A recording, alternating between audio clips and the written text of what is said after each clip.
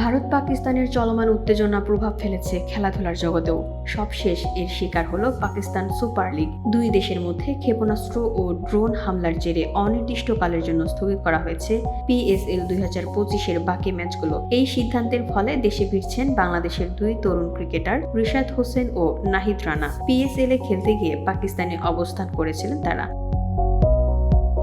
তবে পরিস্থিতি জটিল হয়ে ওঠায় নিরাপত্তার বিষয়টি সর্বোচ্চ গুরুত্ব দিয়ে তাদের ফেরানোর উদ্যোগ নেয় বাংলাদেশ ক্রিকেট বোর্ড। এর আগে পাকিস্তান ক্রিকেট বোর্ড ঘোষণা দিয়েছিল PSL এর বাকি অংশ সংযুক্ত আরব আমিরাতে সরিয়ে নেওয়া হবে। রিশাদ ও নাহিদও সেই পরিকল্পনার অংশ হিসেবে দুবাই যাচ্ছিলেন। তবে অঞ্চল জুড়ে যেভাবে সংঘাত ছড়িয়ে পড়েছে তাতে শেষ পর্যন্ত PSL পুরোপুরি স্থগিত করে দেয় BCB।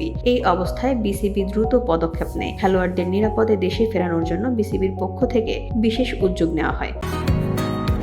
বসুন্ধরা, উত্তরা, বনশ্রী, কুড়িল ও বাড্ডা সহ রাজধানীর বিভিন্ন স্থানে অভিজাত ও অত্যাধুনিক মানের ফ্ল্যাট কেনার এক নির্ভরযোগ্য প্রতিষ্ঠান pleasant properties limited.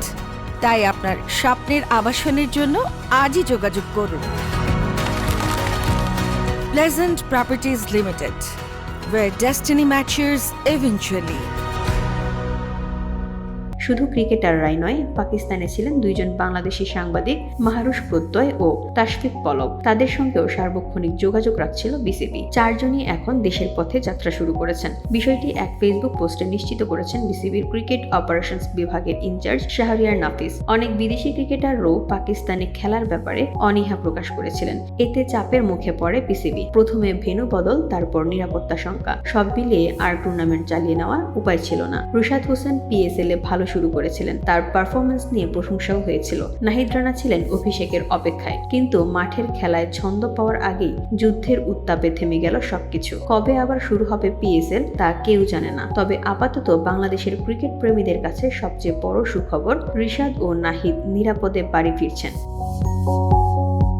VOD Bangla news desk.